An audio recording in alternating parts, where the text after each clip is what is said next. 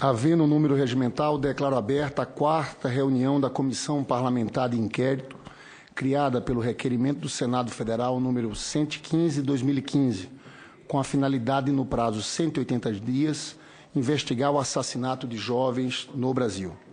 Conforme convocação, a presente reunião destina-se à realização de audiência pública interativa com as entidades indicadas no requerimento número 2/2015, aprovado por essa comissão.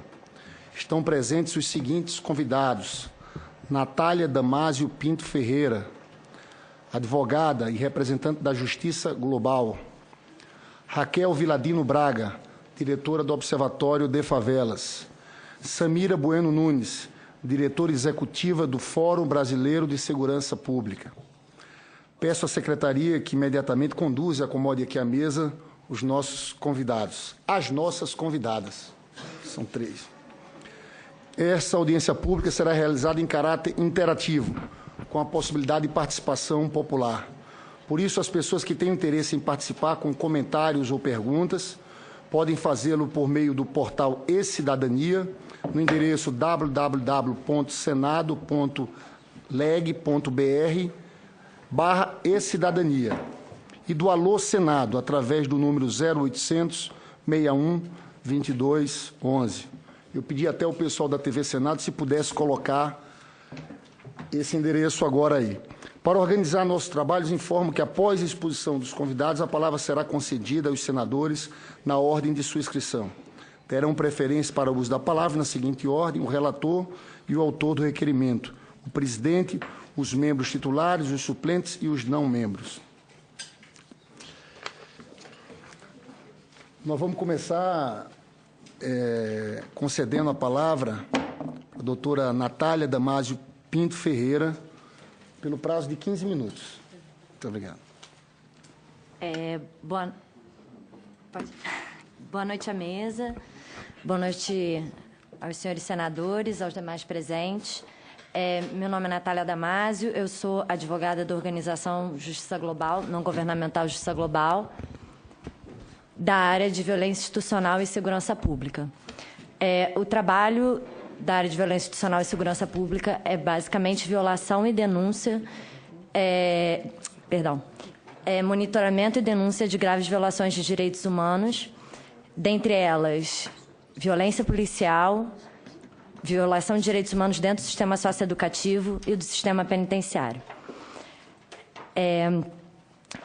Inicialmente, nos parece importante sedimentar a centralidade do racismo enquanto um problema fundante do sistema de segurança pública, que hoje tem responsabilidade por um número alto de mortes no Estado brasileiro, de jovens.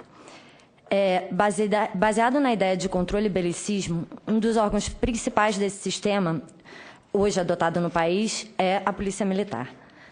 A Polícia Militar ela é fundada justamente com a vinda da família real, com uma função muito específica de repressão aos negros no momento pós-escravidão e negras.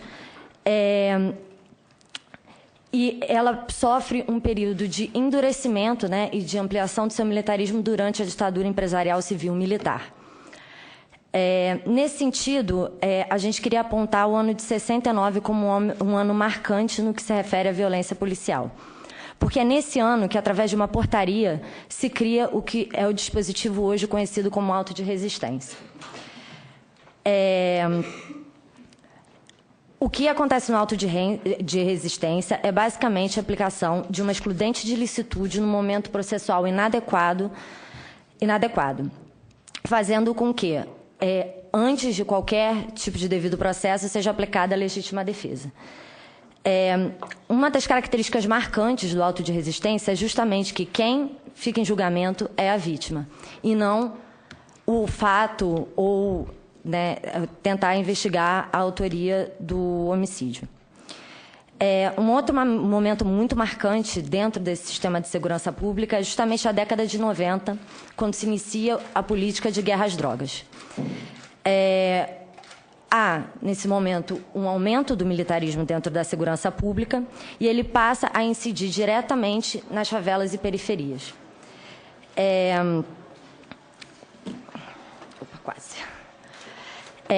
A guerra às drogas é advinda de uma de uma criminalização de determinadas substâncias, e vem junto com ela com uma demonização desse espaço de favela, que é feito normalmente por reportagens massivas tentando colocar a favela enquanto um lugar de perigosismo. Então, você tem essas execuções dentro do espaço de favela sem que isso seja visto pela população enquanto uma grave violação de direitos humanos, apesar de execuções sumárias serem graves violações de direitos humanos. Uma pesquisa que tem em torno de 2 anos, 3 anos atrás, do pesquisador Michel Misse, ela aponta justamente que só no estado do Rio de Janeiro 10 mil pessoas foram executadas pelas polícias em favelas e periferias. Que é um indicativo do porquê hoje, né, a polícia militar e a polícia, enfim, a polícia é tida como um dos órgãos uma das polícias mais letais do mundo. A manutenção desse dispositivo auto de resistência vem garantindo uma violação complexa de direitos humanos, de princípios e normas do direito penal e processual penal, sem que isso seja visto enquanto violação dessa normativa. Grande parte dos procedimentos investigativos são deixados de lado quando há homicídio por agentes de Estado nessas áreas, comunidades e periferias. Existem remoções de cadáveres sem perícia através da prática do falso socorro, que é o que aconteceu com a Cláudia, no Rio de Janeiro. Impedimento e ausência de socorro das vítimas. A ausência de qualquer diligência investigativa, a investigação muitas vezes é marcada por uma comunicação entre o Ministério Público e a Polícia Civil, no qual você não faz nenhuma diligência em si, mas você fica pedindo mais tempo para a investigação. Ausência de uma perícia da cena do crime e ausência de uma perícia autônoma e independente. Uma das outras marcas é justamente que o Ministério Público e o Judiciário também têm parcela de culpa dentro desse cenário, porque eles são responsáveis pelos arquivamentos da grande maioria dos casos num período de até 2 anos. Do mesmo modo, não existe nenhuma forma de consequência administrativa para os policiais com alto índice de letalidade. A maioria deles, inclusive, recebe promoções dentro da corporação. Organismos internacionais de direitos humanos reiteradamente condenaram o Estado brasileiro por permanecer se utilizando o homicídio, e aí apenas de forma exemplificativa. O relator especial para execuções sumárias apontou a grave violação de direitos humanos que o auto de resistência representava em 2006 e novamente em 2009. Recentemente, durante uma audiência pública na Comissão Interamericana de Direitos Humanos, foi apontado pelos comissionados e relatores que tal representava não apenas o indicativo de uma transição para o período democrático falha, como também um sintoma de racismo estruturante da sociedade brasileira. O Brasil já foi condenado uma vez na Comissão Interamericana de Direitos Humanos por um caso de auto de resistência, que foi o assassinato do jovem Wallace de Almeida, de 18 anos, no Morro da Babilônia, no ano de 98. Ele foi executado durante uma operação do BOPE e foi impedido que a família fizesse o socorro, inclusive, e foi condenado pela Comissão Interamericana por violação ao direito à vida, à integridade pessoal, ao devido processo. Um outro caso emblemático que também hoje encontra-se em trâmite na Comissão Interamericana de Direitos Humanos é o caso do jovem Michael, que tinha 3 anos na favela de Acari e que também foi enquadrado em resistência seguida de morte. O que é 3 anos. E isso é um sintoma de que o auto de resistência não está sendo usado, né, dentro dessa grande justificativa que o poder público passa, que seria um combate a uma guerra. Na verdade, o auto de resistência ele vem se mostrando com o único e exclusivo intuito de legitimar a morte de jovens negros, sem que isso pareça grave ou bárbaro para a sociedade. Se em casos pontuais alguma responsabilização é feita ou outra versão é exposta a público, que não a dos agentes responsáveis pela execução ou do poder público, é única e exclusivamente graças à luta dos familiares que se organizam e realizam todo o trabalho de investigação e denúncia que deveria estar sendo feito pelos órgãos estatais. Se existem exemplos de alguma forma de justiça ou reparação garantidos aos familiares das vítimas do Estado brasileiro, sem dúvida isso se dá por resistência desses próprios familiares. E aí, nesse sentido, nós gostaríamos até de fazer uma recomendação para essa comissão parlamentar de inquérito que incluísse uma audiência com os movimentos e familiares e vítimas dessa violência institucional, como Mães de Maio, Rede de Movimentos contra a Violência, Movimento Moleque, Reaja, que nós sabemos que vem na próxima semana, Coletivo Papo Reto, Ocupa Alemão e esses coletivos que fazem essa luta, né, que estão experienciando essa violência, né, porque sem que tenha a presença dessa voz é muito difícil que a gente consiga pensar ou propor políticas públicas adequadas, né. A Justiça Global, igualmente, já apontou diversas vezes em seu relatório a gravidade dessa violação no Estado. Em 2008, no relatório Segurança, Tráfico e Milícia, no Rio de Janeiro, no relatório São Paulo sob achaque, em 2010, feito conjuntamente com as Mães de Maio, Criminalização da Pobreza no Brasil, de 2009, e execuções sumárias no Brasil entre 97 e 2003.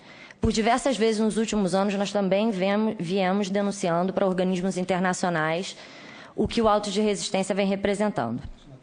Uhum. Aqui presente, senador...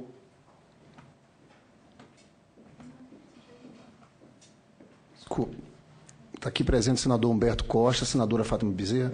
Eu queria dizer aos senhores, se quiser em algum momento interromper, fazer questionamento, nós estamos fazendo o trabalho dessa forma aqui, conduzindo dessa forma. Então, fiquem à vontade aqui, tá? Em 2012, inclusive, fizemos nova denúncia, dessa vez especificamente sobre as UPPs, as Unidades de Polícia Pacificadoras do Rio,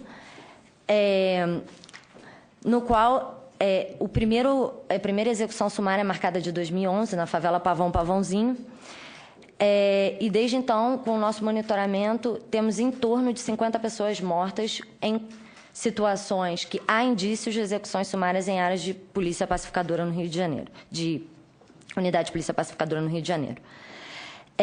Do mesmo modo, as mega operações policiais se mantêm marcadas pelo alto grau de letalidade. Em 2014, a Cari, que também fica no Rio de Janeiro, que é a mesma localidade onde Maicon, a criança de 2 anos, foi enquadrada enquanto auto de resistência, você contabiliza no período de 2 semanas 8 mortes por execuções por parte da polícia, a maioria de jovens. Novamente, na penúltima semana, 2 jovens foram mortos em mega-operações na mesma comunidade, inclusive havendo relatos de defensores locais de que teria sido feito pelos agentes de polícia, que os agentes policiais teriam apontado armas para crianças e mulheres que estavam apenas paradas. No mesmo sentido, a morte de Patrick, de 10 anos, no Complexo do Alemão, também com indícios de participação de policiais de UPP. De Eduardo, 11 anos, o Patrick, ele era do Complexo do Lins. O Eduardo, de 11 anos, que era do Complexo do Alemão.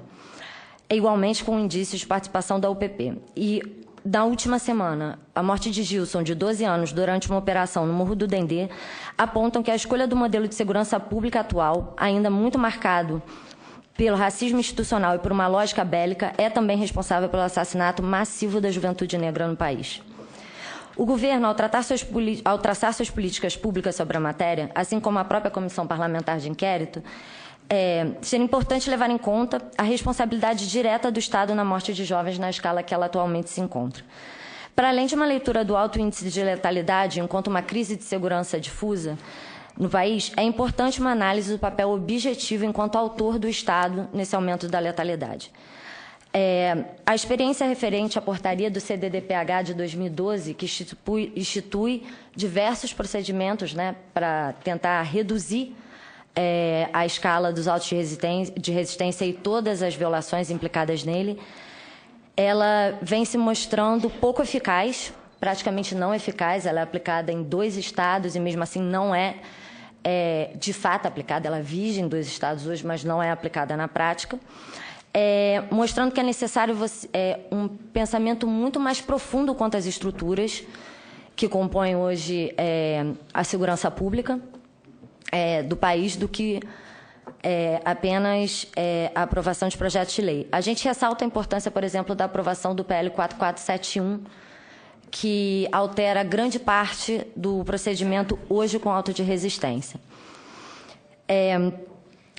mas a redução da morte dos jovens negros não pode ser concretizada sem que se discuta a importância do fim do racismo estrutural no país, a desmilitarização da polícia, inclusive o fim da PM, que também foi indicativo da ONU quanto uma das medidas importantes para a transição democrática brasileira. E o auto de resistência é justamente um marco que expõe a presença tanto do autoritarismo ainda, quanto do racismo. É somente na morte dos jovens negros das periferias e favelas que é autorizado pelo Estado que a polícia mate, que não haja nenhuma investigação, que o Ministério Público e o Judiciário afastem completamente a análise dos fatos e foquem na culpabilização da vítima de homicídio. E que tal nem ao menos seja tratado enquanto grave violação. Basicamente, a gente também acha importante ressaltar que é importante repensar a política de guerra às drogas, enquanto ela está sendo levada agora, e se pensar em um modelo que seja baseado em direitos humanos e não baseado na belicosidade e na guerra na hora de lidar com a população, que é o modelo que hoje... Toma de para. Obrigada. Não, fique tranquila, pode concluir com calma. Não, mas isso aqui é automático.